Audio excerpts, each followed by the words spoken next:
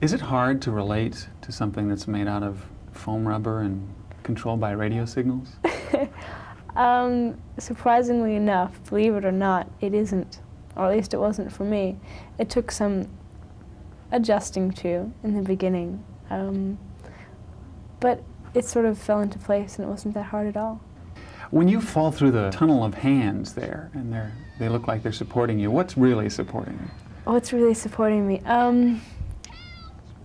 I was in a body mold of the side of my body from about my thigh to a little above my waist, and it was just one side of me, kind of like a chair, which I just sort of sat in, and they strapped me into it, and there was a little bar coming out of the back, and which was attached to the set, and so they sort of slid me up and down on this bar, you know. Were you ever in fear for your safety?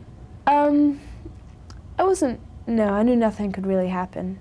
It's just a strange feeling because even though there are so many hands there, and I mean there are hundreds and hundreds of them, you know, they took me up to the very top before they started rolling, and I'd be standing up there and I'd be waiting for them to focus or lighting or whatever it is they were doing, and there was nothing up there. There were no hands.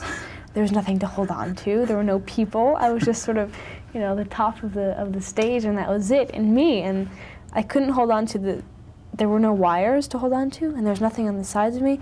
And if I put my hands in the back, there were all these hinges and stuff, and I couldn't do that because it would cut my fingers, and there's like nothing to do. So I'm just sort of here, completely with no control, and the wireman down there sort of like controlling my every move, which is, it was kind of a strange feeling, to say the least. But felt like a Muppet yourself, I bet. A bit, a bit manipulated, controlled. But well, actually, I had fun doing it, I must say.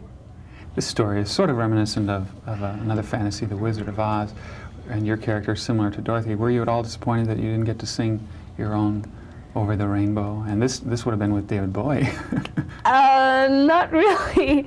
Actually, in one of the versions of the script, I did sing.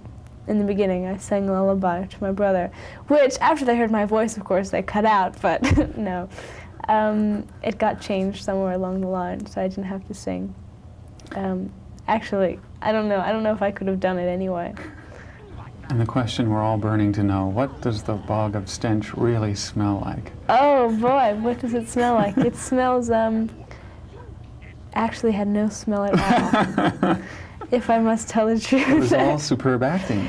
Why, thank you. It made us believe that you were suffering. Yes, no, it didn't smell at all. It sounded quite awful. All those noises that were in it, a lot of them were actually in it while we were filming, which was kind of funny.